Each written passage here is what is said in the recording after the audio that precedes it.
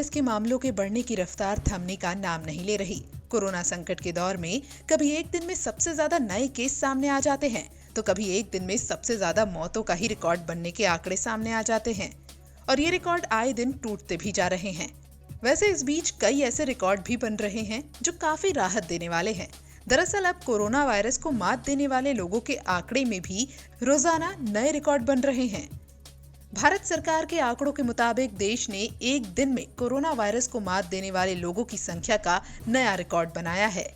पिछले 24 घंटे में भारत में कोरोना वायरस का इलाज करा रहे 62,282 लोगों को अस्पताल से डिस्चार्ज किया गया है, जो कि दुनिया भर में एक दिन में कोरोना वायरस से ठीक होने वाले लोगों की अभी तक की सबसे ज्यादा संख्या है। पिछले दिनों 17 अगस्त को जानकारी मिली थी कि पिछले 24 घंटे में 57,584 मरीजों ने कोरोना वायरस को मात दी है, कोरोना वायरस से जंग जीती है। वहीं इससे पहले 12 अगस्त को एक दिन में रिकॉर्ड 56,110 मरीजों के ठीक होने का आंकड़ा सामने आया था। वहीं देश में अब तक कोरोना वायरस से ठीक होने वाले लोगों का कुल आंकड़ा 21 लाख को पार कर गया है। वहीं देश में पिछले 24 घंटे में कोविड-19 के 68,898 नए मामले सामने आने के बाद देश में संक्रमण के कुल मामले 29 लाख का आंकड़ा पार कर गए हैं।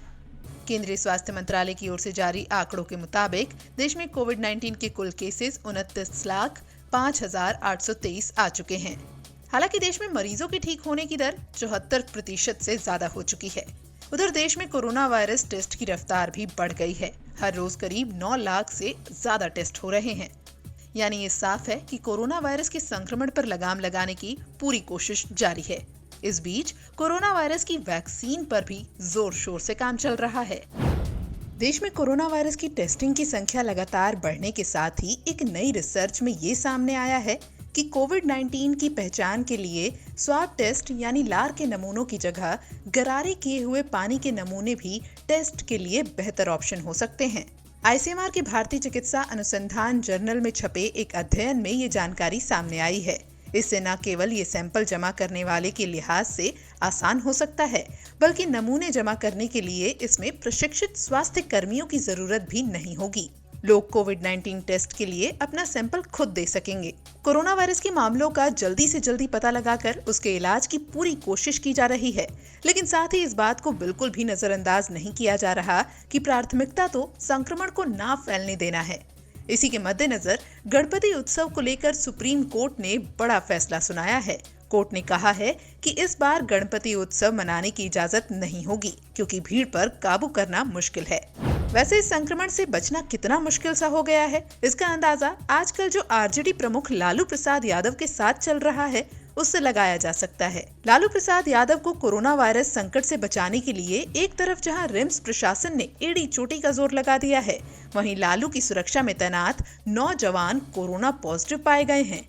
बता दें कि लालू प्रसाद यादव को कोरोना वायरस संकट से बचाने के लिए बुधवार को यानी 5 अगस्त को ही रिम्स निदेशक के बंगले में शिफ्ट कर दिया गया था। खैर, देश में कोरोना वायरस के बुलेट की तरह बढ़ते मामलों के बीच कोविड-19 वैक्सीन पर भी जोर शोर से काम चल रहा है। इस बीच कोविड-19 वैक्सीन को मंजूरी देने वाला दुनिया का पहला देश रूस भारत के साथ साझेदारी करने पर विचार कर रहा है। रूस ने विश्वास जताया है कि भारत में स्पुतनिक 5 का बड़े पैमाने पर उत्पादन करने की क्षमता है। रूसी प्रत्यक्ष निवेश कोष यानी RDIF के मुख्य कार्यकारी अधिकारी किरिल दामित्रियेव ने गुरुवार को कहा कि रूस कोविड-19 के टीके स्पुतनिक 5 के उत्पादन के लिए भारत के साझेदारी पर विचार कर रहा है।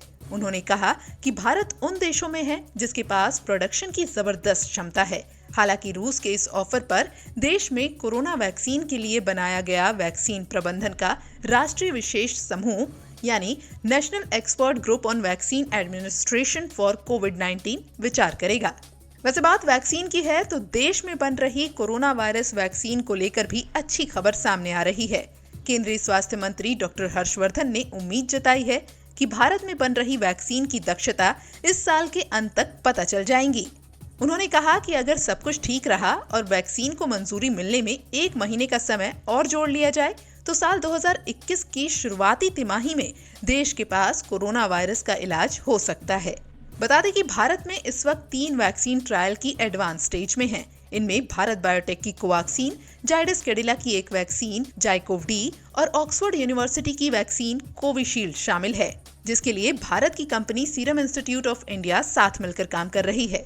आइए अब यहाँ ये बताते हैं कि आखिर कौन सी वैक्सीन के कब तक आने की उम्मीद है। ऑक्सफोर्ड वैक्सीन को लेकर सीरम इंस्टीट्यूट ने कहा है कि उसने भारत में ह्यूमन ट्रायल शुरू कर दिया है। एस्ट्राजेनेका की ये वैक्सीन साल के आखिर तक उपलब्ध होने की उम्मीद है।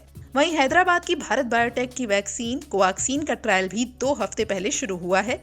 ये वैक्सीन भी साल के अंत तक रेडी हो सकती है। बात करें जाइकोव-डी की, तो जायडस कैडिला ने भी इंसानों पर वैक्सीन का क्लिनिकल ट्रायल शुरू कर दिया है और कुछ महीनों में ट्रायल पूरा हो सकता है। वैसे यहाँ जानकारी के लिए एक बात जरूर साफ कर दें कि दैनिक जागरण कोरोना वायरस की किसी भी वैक्सीन या दवा के इस्तेमाल की सिफारिश नहीं करता है, न ही किसी दावे की पुष्टि करता है। दैनिक जागरण के वीडियोस सिर्फ और सिर्फ जानकारी के लिए हैं।